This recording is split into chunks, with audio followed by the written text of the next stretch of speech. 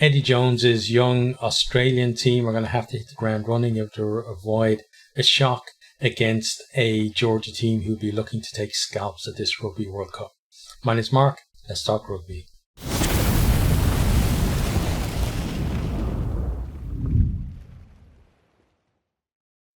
Australia v Georgia. It's at the Stade de France in Paris. It's on Saturday, 9th of September. Kickoff is 5 BST.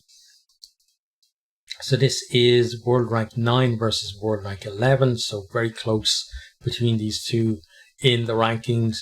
Georgia very much climbing up recently, and Australia, that poor runner results, seeing them kind of, drop down as well. And it's very close between, the top 4 teams in this pool. So we got, you have Fiji are the top ranked at 7. Then it's Australia 9, Wales 10, and Georgia 11. So really close between those teams, and it's almost a coin toss, in terms of who's going to get out of the pool. It really is going to be who's going to find form. So, we'll have a look at the team, starting with Australia's front row is Angus Bell, Dave Porecki, and Tinina Tupou.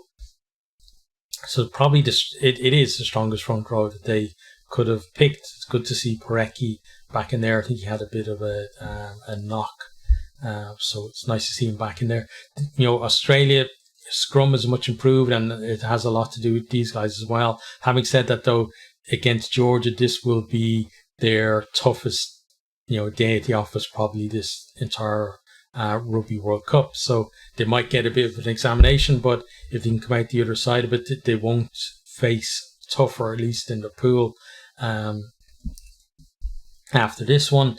But having said that, Georgia are far more than just a scrummaging side these days.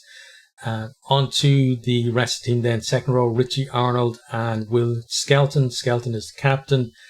Still think he needs to, step up his game. We haven't seen him in green and gold producing anything like what he does for La Rochelle. Richie Arnold did try a few people besides Skelton, but he seems to be the preferred option there now. On to the back row then, you got Tom Hooper, Fraser McWright, and Rob Valentini. So, Tom Hooper, not that many caps under his belt. Big surprise that, his brother Michael was left out of the squad altogether, and Fraser McWright is in there instead of him.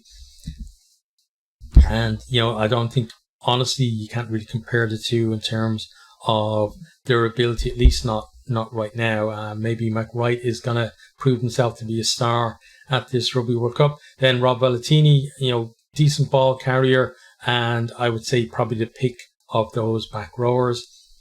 On to the halfbacks then, you got Tate McDermott, who is a vice captain alongside Carter Gordon. Gordon doesn't have that many caps under his belt, but he was preferred, and not just preferred over Quade Cooper, but was preferred to the extent that he's the only specialist 10 in the Wallabies World Cup squad. There are other players who can play there, but he's the only one who you would say is a specialist 10 out and out. But he's shown he's got some nice skills and he can run a back line, but there are still question marks, over his kicking from the tee and also just game management and stuff like that as well in tight games. And this could come into play in this one. Left wing, then you have Marika Korobetti, who he was in the team in the Rugby Championship, then kind of, didn't seem that much in the warm-ups, but I think he's probably their best back overall, certainly most consistent. Still sometimes does a few silly things, but the guy has plenty of skill. The centre partnership then is Samu Korevi and Jordan Pitaya. So, I'd say that's definitely their first choice of the centres that have available at the moment. Then we have Mark Nawaqanitawase on the right wing. He's, for me, has been, to try a bunch of different wingers throughout the the Rugby Championship and the warm games, and he's been the one that's kind of stood out behind Colin Betty as the next best choice there. So definitely going with a strong team. Then at the back there, they have Ben Donaldson, no Kellaway for this one. So, could be maybe tested out there at the back with maybe some high bombs going his way early on. Onto the bench then we have Matt Faisler, Blake Scoop and Zane Nonger. Nonger doesn't have that many caps, but he's showing at least potential off the bench. It's not a very experienced front row to bring on, but they're showing at least there's potential there, and part of Eddie's job is to build to the 2027 Rugby World Cup, and it's not necessarily to go all that far in this one, but if they do, it's a bonus, right? And with young players, inexperienced, maybe there's going to be no fear there, and they're just going to give everything. Then we have Rob Leota, Langy Gleeson as well. So, decent backups, but again, maybe a bit of a drop off when those guys come on. You got Nick White there, who loves to give lip to everyone. So looking forward to him. Giving some chat to some of the opposition throughout the tournament.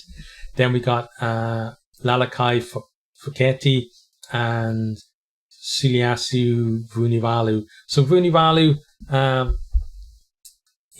his last, I think, warm game, he was probably better than I've seen him before, just not impressed with him at all, but at least showing some signs that there is something there. On to then the Georgia team. So we have front row is Abalatsu, then Mamukashvili and Papidze. So, pretty strong in the front row. Then the second row is Cheshvili and Mikhail Tadze. So, Cheshvili, is a pretty decent player. And I think overall, they're going to give Australia a run for the money in the pack. I think on to the back row then we got Jalagonia, who I think he was maybe on the bench for much of the warm-ups. Maybe my memory is wrong, but I think that might be true. Then we have Ivanishvili and Gorgadze. So, a tidy back row, I would say there. Into the backs then we have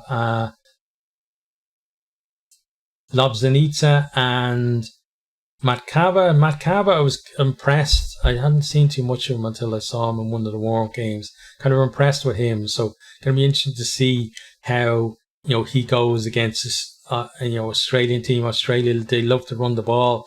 And, as I said, Georgia, they're more than just, a pack of forwards these days. They like to throw the ball around themselves as well. They have some fairly talented players too. And, Matt Cava looks like he can get that back line moving. Left wing then we have Modabadze. Centres we have Sharakadze and Tapladze.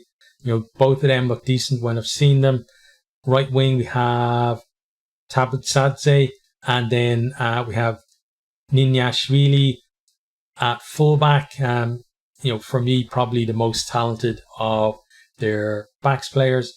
Then onto the bench, we have front row replacements are Zamtardze, Gogiashvili, and Gigiashvili. So, I think Gigiashvili probably will have the most impact of those coming on. At least he's the one that I know a little bit more about than the others. Then we have Jaini and it's Sutskiredze. I don't know much about him. Then we have Apradze,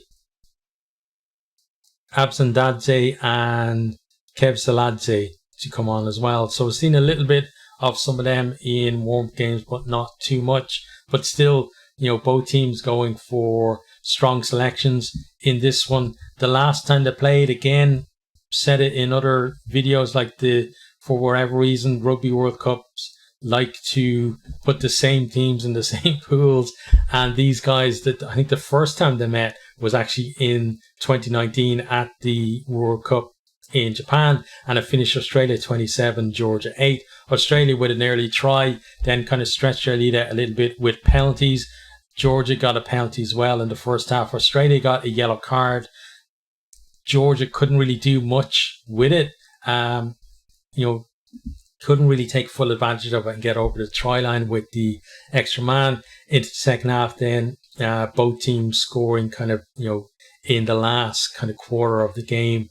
But Georgia never really threatening to win the game or to come back. I think in this one, it should be a tighter affair. In terms of the Australian team, the fact that they picked all of these young guys and kind of jettisoned a lot of their experienced players, it means that, if Georgia can put that pressure on, not just in the set piece, but, keeping ball in hand as well and at the breakdown too, it's possible that, this inexperienced Australia team could crack under the pressure. But I think that, Australia are going to be under pressure in this one, but I think they're just going to have enough to get a win out of it. But whether that's going to be enough then to see them get into the knockout stage, I'm not sure, because, I have a feeling that this pool is going to come down to bonus points to separate teams. So, if Australia don't get a bonus point win against Georgia, then could count against them in, the shake-up at the end. But even whoever loses this one, whether it's Australia or Georgia, they're not going to be out of the pool. They're going to feel like, with Fiji and Wales in there all being very close in terms of world ranking, that there's still a chance for both teams to go through.